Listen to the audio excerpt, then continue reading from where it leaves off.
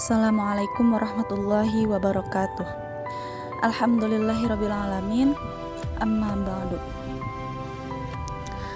Saya Dewi Kartini dari PAI 41. Di sini saya akan sedikit menjelaskan tentang sejarah perkembangan ilmu pengetahuan. Telah kita ketahui bersama bahwa eksistensi ilmu pengetahuan ini tidak lepas dari sejarah perkembangannya. Kenapa begitu? Karena sejarah perkembangan ini merupakan sebuah proses panjang tumbuh dan berkembangnya ilmu pengetahuan itu sendiri. Nah, berbicara tentang sejarah perkembangan, tak lepas dari periodisasi atau fase atau masa. Nah, pada setiap fase perkembangan ilmu pengetahuan ini muncul sesuatu yang baru dan memiliki karakteristik di setiap masanya. Nah, karakteristik tersebut adalah hasil dari sebuah pergumulan budaya yang terjadi dalam dinamika sosial. Tentu hal itu tidak lepas dari berbagai pengaruh sosial, budaya, dan politik yang berkembang seiring dengan perkembangan ilmu pengetahuan itu sendiri. Nah, dengan demikian, perkembangan ilmu pengetahuan dapat diperiodisasikan sesuai dengan dinamika yang ada, yaitu periode Yunani kuno, periode Islam, periode Renaissance dan modern, dan periode kontemporer. Nah, mungkin di sini saya hanya akan membahas tentang periode Yunani kuno. Karena memang sungguhnya kajian tentang sejarah perkembangan ilmu pengetahuan ini cakupannya sangatlah luas dan sangat panjang. Karena idealnya sejarah yaitu rekam jejak tentang semua rentetan peristiwa yang telah terjadi, yang berfungsi untuk apa? Yaitu untuk mengungkapkan segala sesuatu sesuai fakta yang ada tanpa adanya distorsi sedikitpun. Namun dalam kenyataannya terkadang sejarah hanya mengungkap sepenggal saja atau tidak utuh dari rentetan peristiwa tersebut, dan tidak bisa lepas sepenuhnya dari pengaruh-pengaruh kondisi sosial politik tertentu. Nah, apalagi sejarah yang dimaksud dalam pembahasan ini adalah sejarah atau periodisasi tentang perkembangan ilmu pengetahuan yang merupakan faktor penting dalam kehidupan manusia. Untuk itu perlu adanya upaya yang sungguh-sungguh dalam mengungkap fakta sejarah yang ada. Mungkin di sini ada beberapa pendapat tentang lahirnya ilmu pengetahuan.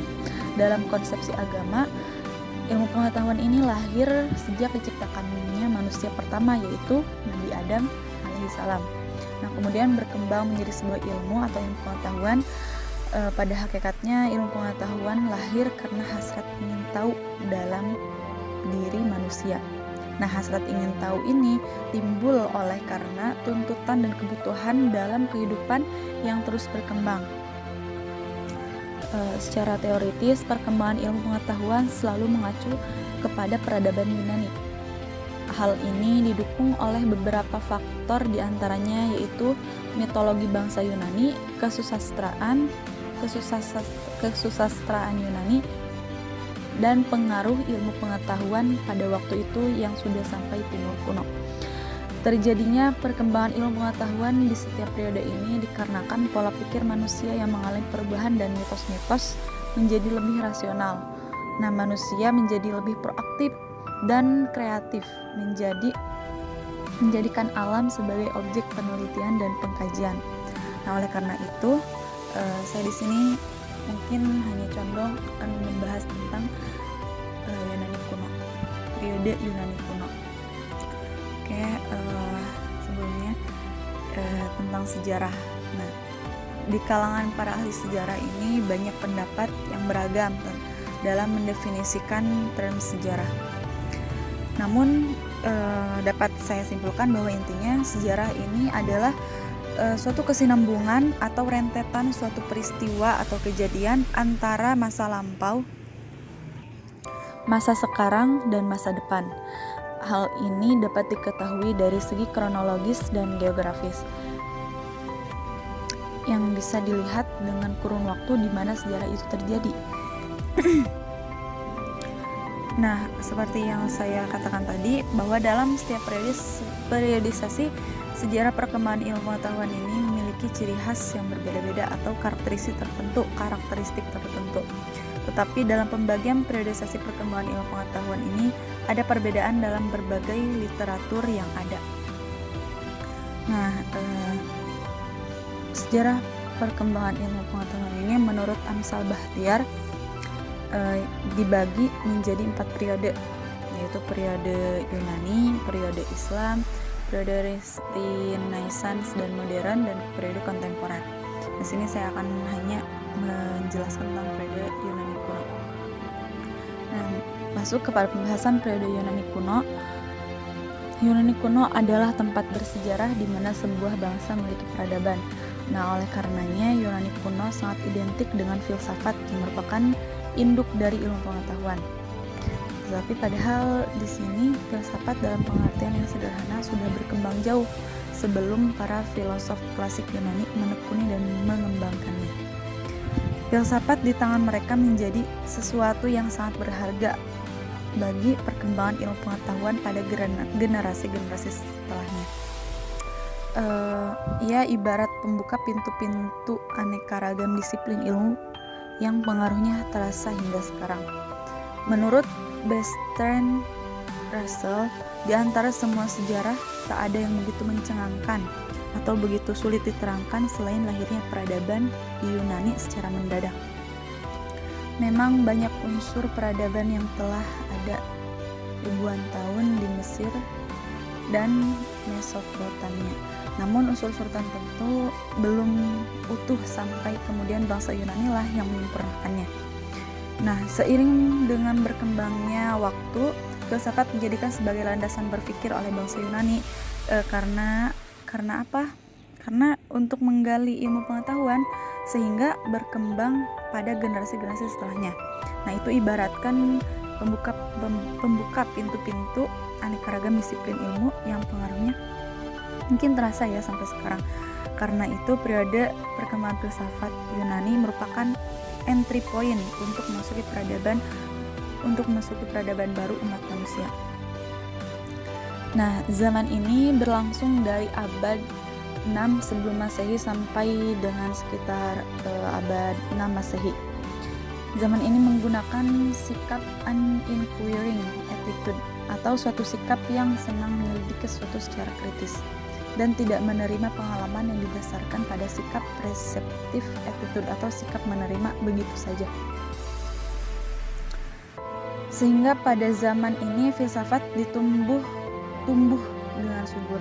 Yunani mencapai puncak kejayaan atau zaman keemasannya. Nah, pada zaman ini muncullah para ilmuwan-ilmuwan, diantaranya yaitu Thales, Pythagoras, Socrates, Plato, dan Aristoteles. Nah, Aristoteles ini mereka semua ini merupakan filsuf Yunani. Terutama Aristoteles ini merupakan seorang filsuf Yunani dan juga murid dari Plato dan guru dari Alexander.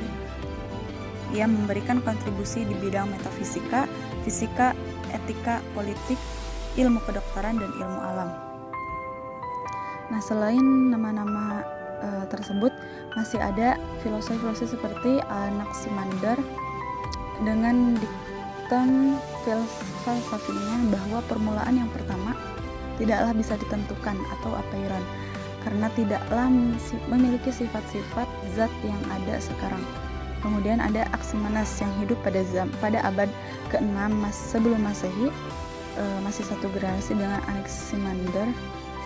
Ia berpendapat bahwa zat yang awal ada adalah udara. Dia menganggap bahwa semuanya di alam semesta ini disuki dengan udara. Selanjutnya itu Demokritos. Ia mengembangkan teori mengenai atom sebagai dasar materi, sehingga ia dikenal sebagai bapak atom pertama. Kemudian selanjutnya Empedokles adalah seorang filsuf Yunani yang berpendapat bahwa materi terdiri atas 4 unsur dasar yang ia sebut sebagai akar, yaitu air, tanah, udara, dan api. Selain itu, ia menambahkan satu unsur lagi yang ia sebut cinta atau philia. Nah, hal ini dilakukannya untuk menerangkan adanya keterikatan dari satu unsur ke unsur lainnya. Empedokles juga dikenal sebagai peletak dasar ilmu fisika dan biologi pada abad 4 dan 3 sebelum Masehi. Dan juga Archimedes. Ia adalah seorang ahli matematika, astronom, filsuf, fisikawan, dan insinyur berbangsa Yunani. Nah, Archimedes ini dianggap sebagai salah satu matematikawan terbesar sepanjang masa. Hal ini didasarkan pada temuannya berupa prinsip matematis tuas, sistem katrol yang didemonstrasikannya dengan menarik sebuah kapal sendirian